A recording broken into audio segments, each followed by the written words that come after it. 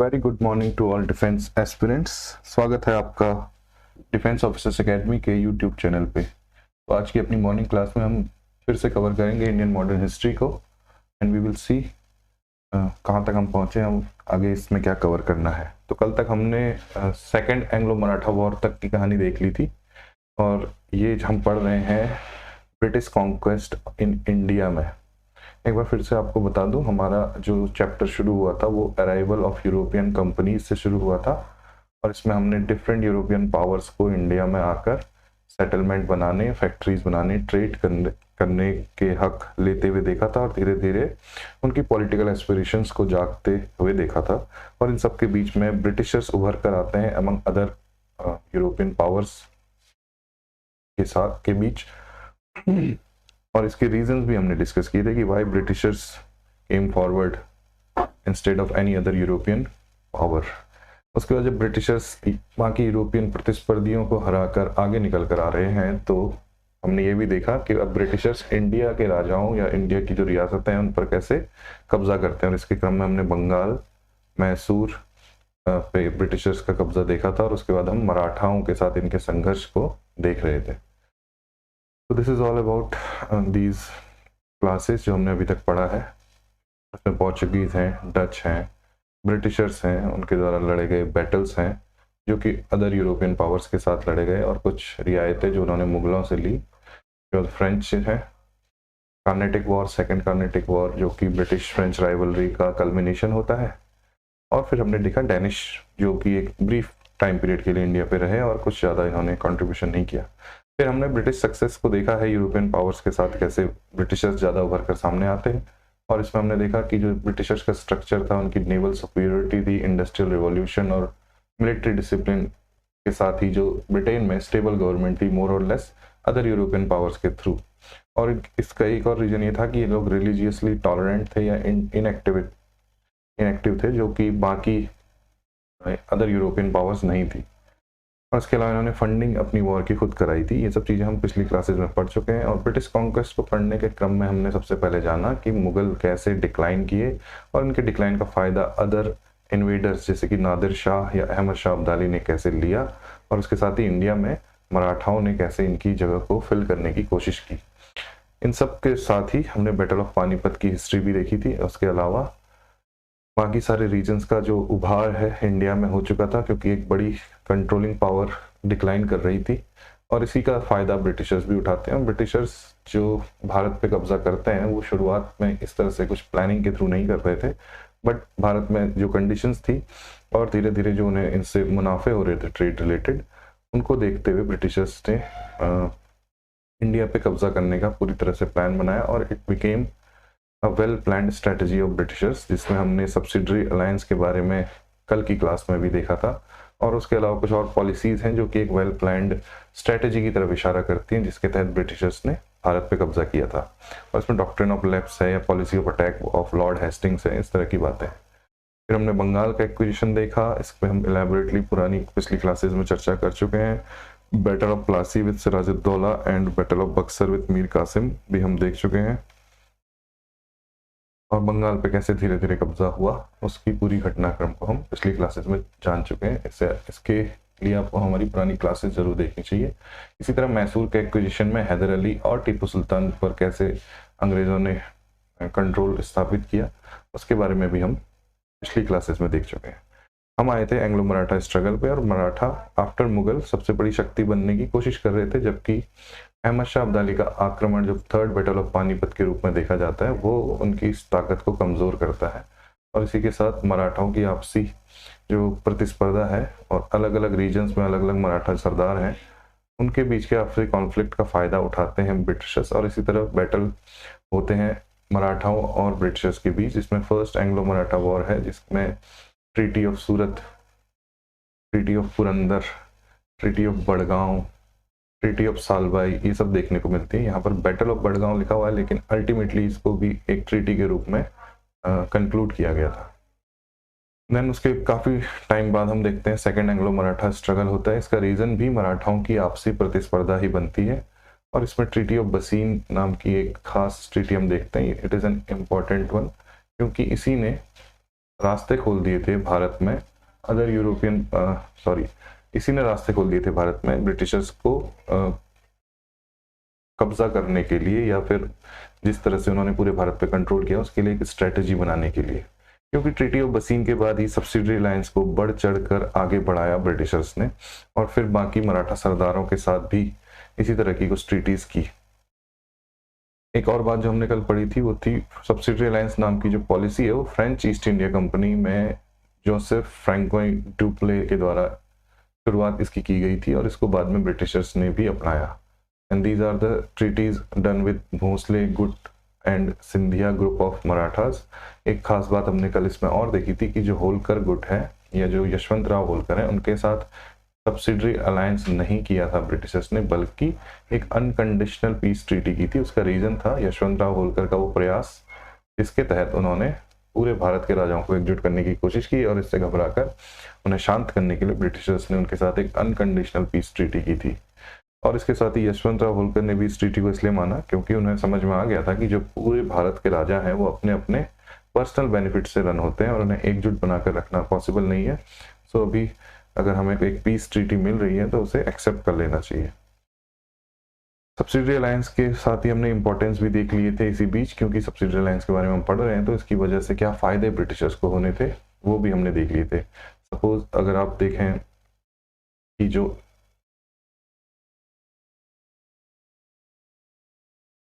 forgive me for my map skill, अगर ये India है तो यहाँ पर लखनऊ है, मैसूर है, मराठवाड़ा है, बंगाल है, एमपी का रीजन है और निज़ाम का इलाका है। तो ये सारे रीजन में अगर ब्रिटिशर्स का कंट्रोल है तो इनकी सभी डायरेक्शंस में ब्रिटिशर्स अपनी फोर्सेस भेज सकते हैं। बिकॉज ऑफ सब्सिडरी अलायंस यहाँ इनकी फोर्सेस रुकी हुई हैं। इस तरह से इतने बड़े रीजन पे ब्रिटिशर्स आसानी से अपना प्रभुत्व स्थापित कर सकते हैं, कब्जा स्थापित कर सकते हैं, और इस तरह से पूरे भारत पे उनका कॉन्क्वेस्ट आसान हो सकता है। तो सिर्फ सब्सिडरी अलायंस नाम की पॉलिसी से ही ब्रिटिशर्स को बहुत बड़े बेनिफिट्स मिले, जो कि हमने इस पॉइंट में डिस्कस कर लिए थे कल की क्लास में। और ये इन सब बातों से होते हुए हम थर्ड एंग्लो मराठा वॉर के बैकग्राउंड की तरफ पहुंचे थे, और एक बार फिर अब हम शुरू करते हैं थर्ड एंग्लो मराठा वॉर के बारे में।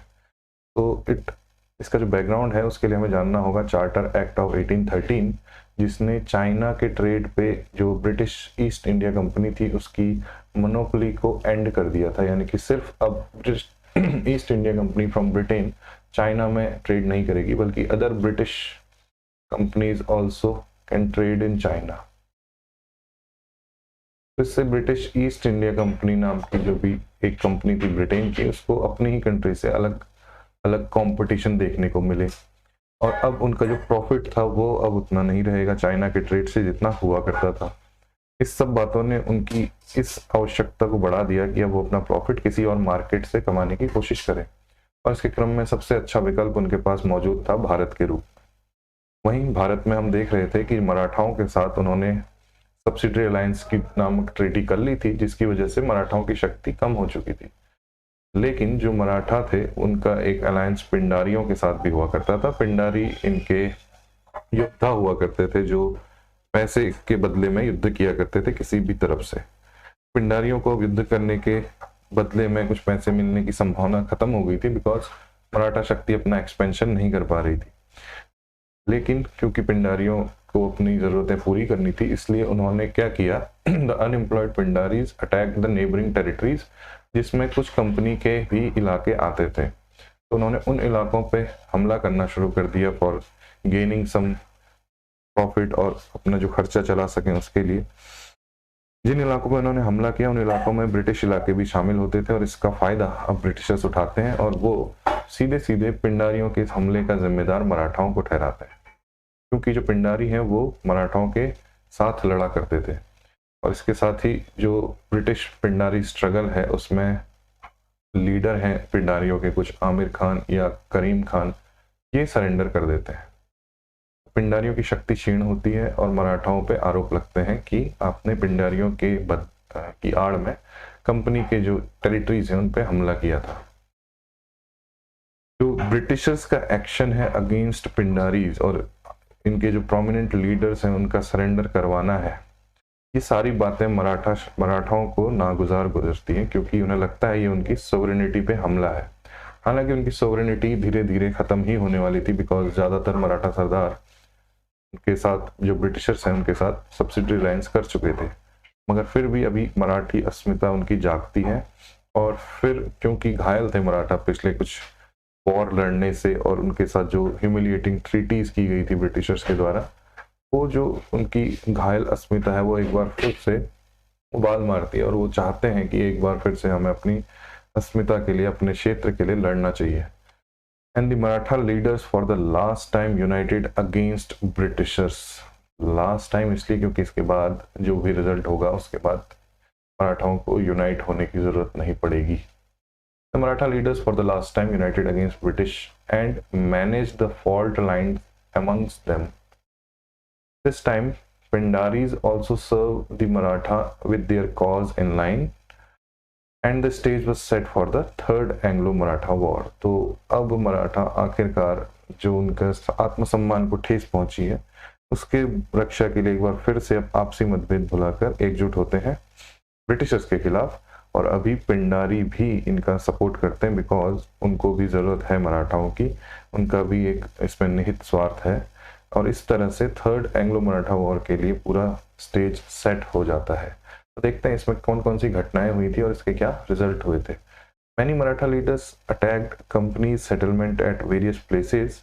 अगर हम एग्जाम्पल के तौर पे देखें तो पेशवा ने पूना में जो सेटलमेंट है उस पर अटैक किया, क्योंकि पूना पेशवा का हुआ करता था जो कंपनी ने उनसे ले लिया था। अप्पा साहिब, जिन्हें मोदोजी भोंसले भी कहते हैं, उन्होंने नागपुर पर अटैक किया और Holkar made preparation for a wholesome war. तो यशवंतराव होलकर जैसे जो प्रोमिनेंट लीडर हैं उन्होंने पूरे एक बड़े युद्ध की तैयारी की, और बाकी जो मराठा सरदार हैं उन्होंने कुछ कुछ इलाकों पे जहाँ कंपनी के सेटलमेंट है वहाँ छापेमार युद्ध करने की रणनीति बनाई।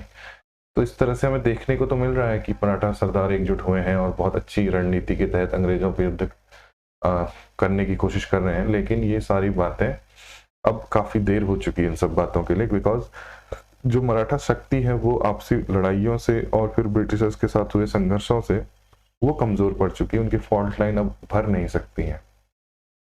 और उसके साथ ही जो स्ट्रेटेजिक डोमिनेंस है ब्रिटिशर्स का, जो मिलिट्री डिसिप्लिन है या फिर जो उनकी आर्मी की ट्रेनिंग होती है, उस मामले में मराठा शक्ति थोड़ी सी कम थी, बिकॉज ये गुरिल्ला वॉरफेयर में ज़्यादा सक्षम थे। और उसके साथ ही जो मिलिट्री डिसिप्लिन है उसकी अगर हम कंपेयर करें with British army of that time, उस मामले में भी मराठाओं में कमी थी, क्योंकि जो पिंडारी खासतौर पे इन्हें सपोर्ट कर रहे थे वो उतने मिलिट्रीली डिसिप्लिन ना होकर बारबरिक तरीके से लड़ाई लड़ते थे, जो कि एक पुराने समय में काफ़ी इंपॉर्टेंट माना जाता था। लेकिन आज के टाइम में जब ब्रिटिशर्स उनके सामने एज अ एनिमी है तब ये चीज़ें थोड़ी सी मुश्किल पड़ती हैं।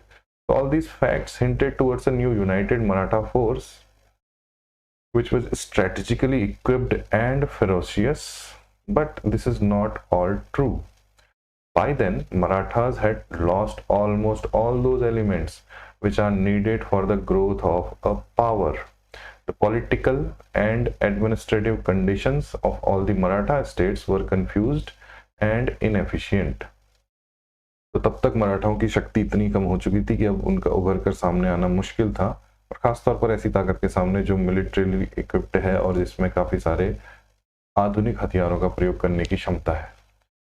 इसके साथ ही मराठाओं को एक बहुत बड़ा ब्लो होता है, इस समय पे एक बहुत बड़ा झटका लगता है, which is the death of Yashwantrao Holkar. तो the death of Yashwantrao Holkar damaged the chances of Marathas victory further. Yashwantrao Holkar ही एकमात्र हमें ऐसे अभी तक मराठा सरदारों में दिख रहे थे जिन्होंने सीधे तौर पर ब्रिटिशर्स को दिमागी रूप से भी और मिलिट्रीली तरीके से भी डैमेज करने की कोशिश की थी। वेल स्ट्रेटेजाइज उनका एक प्लान था, जिसके तहत ही हमने देखा था कि उनके साथ ब्रिटिशर्स ने अनकंडीशनल पीस ट्रीटी करने की सहमति दर्ज कर दी थी। लेकिन यशवंतराव होलकर की डेथ ही अब पूरी कहानी को पलट कर रख देगी।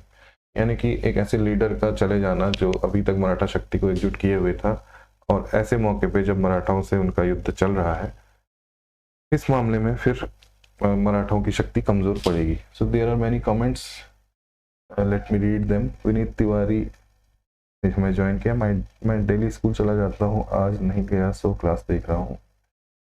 Read for that. SD Gamer is saying hi sir, where is Suraj sir? Suraj sir will also join you, वो भी अपने लाइव सेगमेंट लेकर आएंगे जल्द ही। And sir this year I selected in RMC but failed during medical. It's okay, आपने अपना potential prove किया है एंड द मेडिकल के लिए अभी हम ज़्यादा कुछ कर नहीं सकते because it is all about science. आपकी बॉडी जिस तरीके से भी हो उसकी रिक्वायरमेंट के हिसाब से मेडिकल होता है। Now I will try for NDA only. बहुत अच्छी बात है आदित्य, आपने अच्छा स्टेप लिया है अपनी प्रिपरेशन को आगे बढ़ाने का, बिकॉज RMC की प्रिपरेशन के बाद NDA की प्रिपरेशन करने के लिए आप काफ़ी हद तक तैयार रहते हैं। I study only in Manav Bharati school, Nehru colony. Okay, you are living in Dehradun, that is good thing. Sir please reply hello Vineet. तो आई थिंक मैंने आपको रिप्लाई कर दिया है और आपकी क्वेरीज को भी मैंने शायद एड्रेस किया होगा।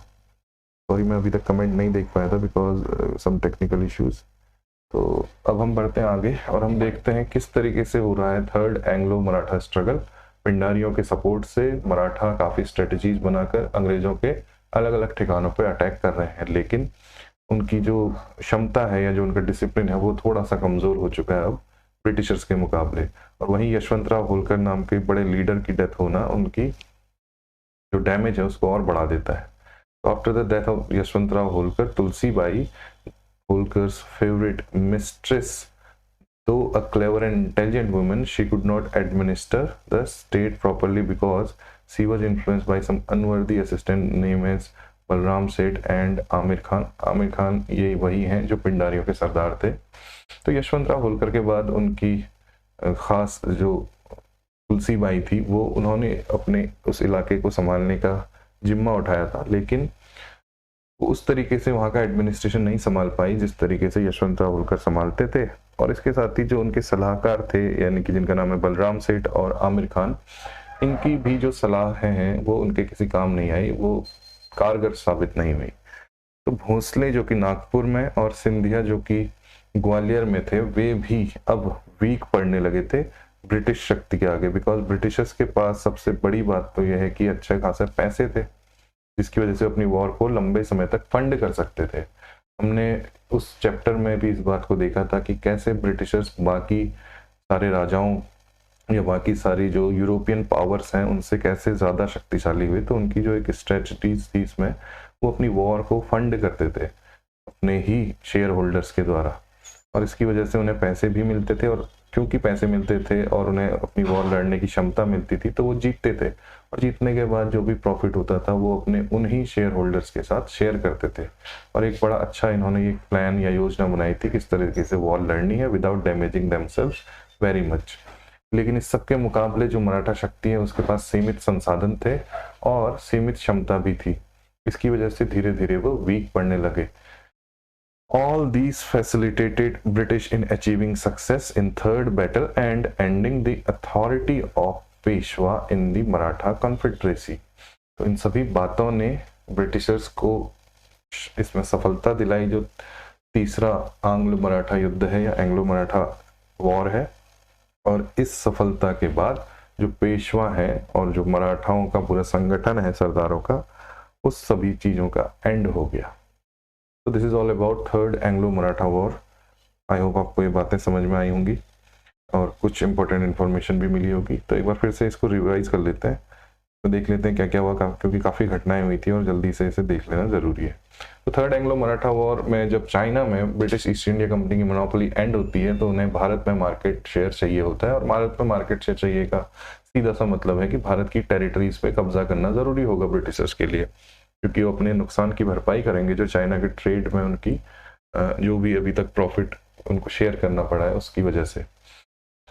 इसका सीधा सीधा संबंध मराठाओं से बनता है क्योंकि मैसूर बंगाल जैसे रीजन्स पे वो कब्जा कर चुके हैं और बाकी भारत में भी अभी आप देखेंगे आने वाले समय में वो कुछ अलग अलग रणनीति के तहत कब्जा कर रहे हैं। और मराठाओं के बीच के स्ट्रगल साथ ही पिंडारियों का एक एक्शन एक ऐसा मौका बनाता है कि थर्ड एंग्लो मराठा वॉर होता है। और इसी में मराठा अस्मिता भी जागती है और वो एकजुट होकर मराठा शक्ति ब्रिटिशर्स से संघर्ष करने के लिए आगे आती है। इसमें वे अलग अलग रणनीति के तहत इलाकों पे कब्जा करने की कोशिश करते हैं ब्रिटिशर्स के, लेकिन अब काफ़ी देर हो चुकी है और ब्रिटिश क्षमता काफ़ी अधिक विकसित हो चुकी है, जबकि मराठा क्षमता आपसी लड़ाइयों की वजह से और बहुत सारे अदर रीजंस की वजह से कमज़ोर पड़ चुकी है। इसके साथ ही यशवंतराव होलकर की डेथ एक बहुत बड़ा ब्लो देती है मराठाओं को, और भोंसले और सिंधिया गुट जो बड़े थे जिन्होंने मराठाओं के साथ सब्सिडरी अलायंस किया था, वो भी कमज़ोर पड़ चुके होते हैं। तो इन सब का रिजल्ट हमें देखने को मिलता है पेशवाई का एंड होने में और मराठा कॉन्फेडरेसी के बिखराव के साथ ही। तो the third Anglo Maratha war concluded after the defeat of Marathas, इसमें सीधे सीधे मराठाओं की हार होती है। Again different treaties signed by British with different Maratha leaders which are given below. तो फिर से मराठाओं के साथ अलग अलग ट्रीटीज करते हैं, जैसे भोंसले गुट और सिंधिया गुट के साथ की थी सब्सिडरी अलायंस, उसी तरह से ट्रीटी ऑफ पूना की जाती है with Peshwa, treaty of Gwalior की जाती है with Scindia, and treaty of Mandsaur की जाती है विद होलकर। तो होलकर गुट के साथ लास्ट टाइम की थी अनकंडीशनल पीस ट्रीटी, और अब नहीं होगी इस तरह की अनकंडीशनल पीस ट्रीटी, बल्कि अब होलकर गुट में वो नेता बचे नहीं, वो लीडर बचे नहीं, इसलिए अब उनके साथ भी उसी तरह का बर्ताव होगा जैसा बाकी मराठाओं के साथ किया जाना था, और इस तरह से मराठाओं पर भी पूरी तरह से काबिज हो जाते हैं ब्रिटिशर्स। इन सब के साथ हमें कुछ बातें ध्यान में रखनी होंगी। जब हम कहते हैं कि मराठाओं के साथ के ऊपर काबिज हो जाते हैं ब्रिटिशर्स, तो इसका मतलब ये है कि ब्रिटिशर्स ने मराठा शक्ति को का जो है वो पतन कर दिया है, लेकिन ब्रिटिशर्स डायरेक्टली रूल नहीं करेंगे मराठवाड़ा पे। सिमिलरली जब हमने मैसूर का फॉल देखा था तो ब्रिटिशर्स ने डायरेक्टली रूल नहीं किया था मैसूर पे, और इसी तरह से बंगाल में भी जब हमने देखा तो ब्रिटिशर्स ने डायरेक्टली बंगाल पे रूल नहीं किया, बल्कि वहाँ एक नवाब नियुक्त रखा था। इन सब बातों से हमें ये समझ में आता है कि जो ईस्ट इंडिया कंपनी है वो खुद को ग्लोबली एक ट्रेडिंग कंपनी के तौर पर ही दर्शाना चाहती है, और ये जो युद्ध हुए हैं इनके पीछे वो सिर्फ ये तर्क देती है कि उसका जो ट्रेड है वो बाधित किया जाता है भारतीय राजाओं के द्वारा, जो कि उनका अधिकार है। काफ़ी सारी रियायतें लेने के बावजूद भी भारतीय राजा उन्हें ट्रेड करने का परमिट नहीं देते हैं, इसलिए उन्हें उनसे युद्ध करने पड़ते हैं। और आखिरकार क्योंकि वो खुद उनके इलाकों पे सत्ता नहीं संभालते हैं, बल्कि वहाँ एक राजा नियुक्त करते हैं, इसलिए वो सिर्फ एक ट्रेडिंग कंपनी है।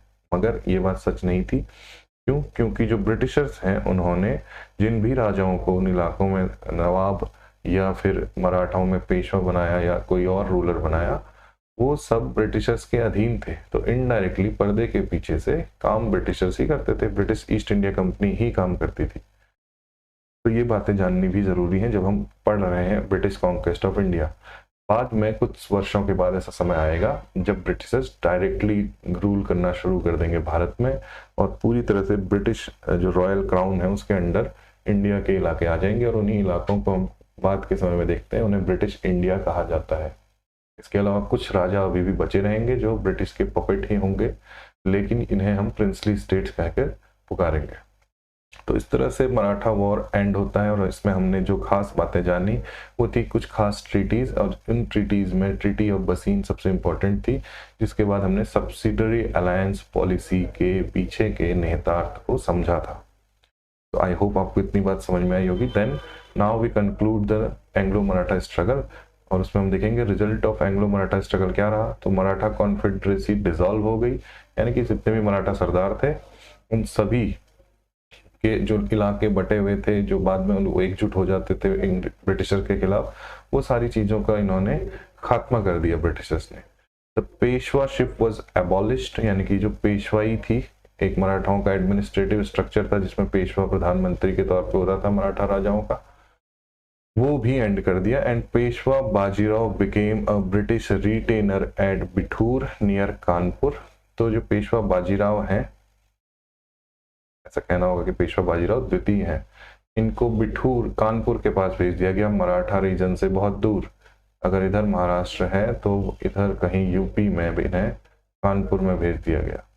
और इस कानपुर की इंपॉर्टेंस ये है कि जब आप 1857 का रिवोल्ट पढ़ेंगे तो इसी कानपुर में इन्हीं बाजीराव द्वितीय के दत्तक पुत्र नाना साहेब वो लड़ेंगे ब्रिटिशर्स के साथ। Okay, Pratap Singh, a lineal descendant of Shivaji, was made ruler of small principality called Satara formed out of Peshwa dominion. तो मराठा शक्ति को सिर्फ एक इलाके सतारा तक सीमित कर दिया गया और शिवाजी के किसी एक वंशज जिनका नाम प्रताप सिंह था उनको वहां का एक नाम मात्र का राजा बना दिया गया। और ये स्ट्रेटेजी मैंने आपको बताई थी कि ब्रिटिशर्स की रही है, वो डायरेक्ट रूल नहीं करते और इसी के साथ इन्होंने एक नए पपेट राजा को वहां बना दिया था। So Komal Dhankar has some doubt, please ask the doubt in the comment section.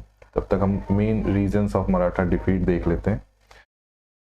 तो main reason of Maratha defeat है इंटरनल कॉन्फ्लिक्ट ऑफ मराठाज।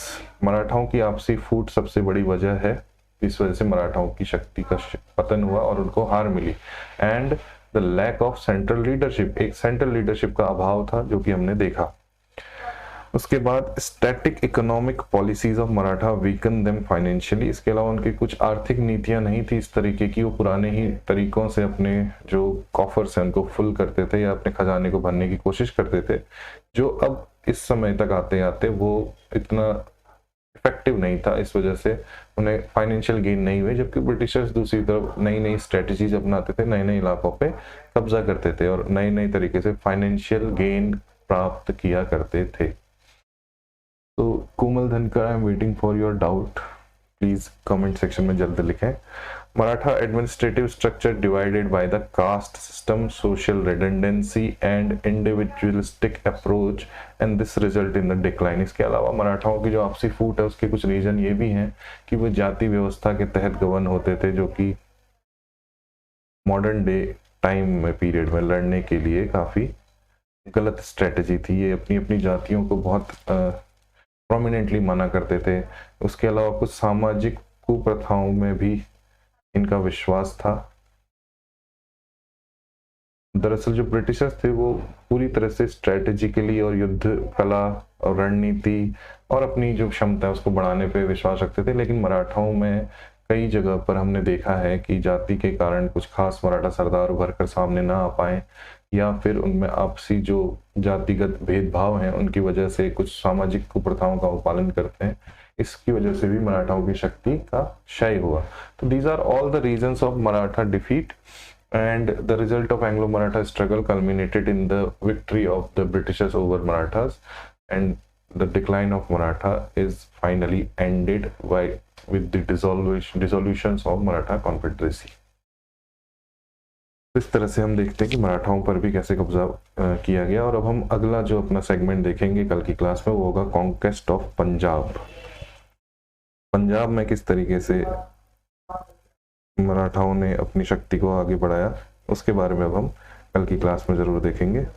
सो कोमल धनकर, I think she is not giving the required doubt. उनका अगर डाउट हो तो बेटा आप ऐसा कीजिएगा, अपना डाउट कमेंट सेक्शन पे डाल दीजिएगा, we will address it as soon as you commented. उसके बाद हम कल की क्लास में हो सके तो इसे कवर करने की कोशिश करेंगे। ओके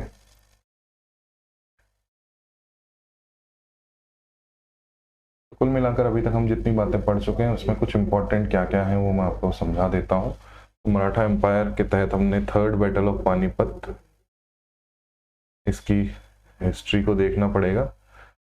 इसके अलावा फर्स्ट और सेकंड बैटल जब हुए थे उनके बारे में हमने पिछली क्लास में बताया है। उनके जो मेन फैक्चुअल इंफॉर्मेशन है, उनके जो ईयर्स हैं और जिन जिनके बीच हुआ है वो सब हम देखेंगे। Savita Thakur is saying hi, thank you sir, welcome Savita. Third battle of Panipat एक इम्पॉर्टेंट इसमें फैक्टर है जो हमें याद रखना पड़ेगा और उसका जो बैकग्राउंड है वो समझना चाहिए। उसके अलावा कुछ फर्स्ट एंग्लो मराठा वॉर के टाइम पे ट्रीटीज हैं जिनमें ट्रीटी ऑफ सूरत है, ट्रीटी ऑफ पुरंदर है। ये दोनों ट्रीटी अलग अलग गुटों के साथ की गई हैं और इनकी रिलेटेड जो हिस्ट्री है वो जान लेंगे तो आप इसकी क्रोनोलॉजी को भी समझ जाएंगे। उसके अलावा ट्रीटी ऑफ वडगांव है जो आफ्टर बैटल ऑफ वडगांव की गई थी। ये जो ट्रीटीज हैं इनकी जो क्रोनोलॉजी है आप इसको जरूर समझिएगा कि सबसे पहले कौन सी ट्रीटी होती है। हो सकता है इसके आधार पे यूपीएससी क्वेश्चन पूछ ले। तो ट्रीटी ऑफ सूरत हो, पुरंदर हो, वडगांव हो या उसके बाद ट्रीटी ऑफ सालबाई हो और अल्टीमेटली ट्रीटी ऑफ बसीन भी होगी जो अगले मराठा स्ट्रगल में होगी। तो इनका जो क्रोनोलॉजिकल ऑर्डर है वो पहले से लेकर आखिर तक ये आपको पता होना चाहिए और इसको ठीक से याद रख पाने के लिए बहुत ज़रूरी है कि इनके पीछे की जो बैक स्टोरी है जो आपको नोट्स में ही बताई गई है इनके बारे में भी आपको पता होना चाहिए। Savita Thakur also have a doubt, please ask the doubt बेटा। Okay, now treaty of Salbai है, उसके बाद सेकंड एंग्लो मराठा वॉर में हमने जो चीज़ें देखनी है वो है इसका जो डेवलपमेंट है वो क्या हुआ था। तो बाजीराव द्वितीय के बारे में हमें पता होना चाहिए और जसवंत राव होलकर के बारे में हमें पता होना चाहिए। और अल्टीमेटली इसमें हमने देखा ट्रीटी ऑफ बसीन। ट्रीटी ऑफ बसीन इसलिए भी इम्पोर्टेंट है क्योंकि यहाँ से सब्सिडियरी अलायंस की जो पॉलिसी है ब्रिटिशर्स की वो उभर कर सामने आती है और धीरे धीरे बाकी के राज्यों में भी। सो फॉर सैनिक school class 9, but if you have any doubt for सैनिक स्कूल और दीज रिलेटेड, आप बिल्कुल फ्रीली होकर जो ये कॉन्टैक्ट नंबर दिए गए इन पे कॉल कीजिए। आपका जो भी डाउट हो उसे आसानी से आप पूछिए, आपके सारे डाउट उसमें क्लियर किए जाएंगे। Right now I am addressing only doubts related to the topic I am teaching you. तो ये ब्रिटिश कॉन्क्वेस्ट ऑफ इंडिया है, इससे रिलेटेड कोई अगर डाउट हो तो वो आप पूछ सकते हैं।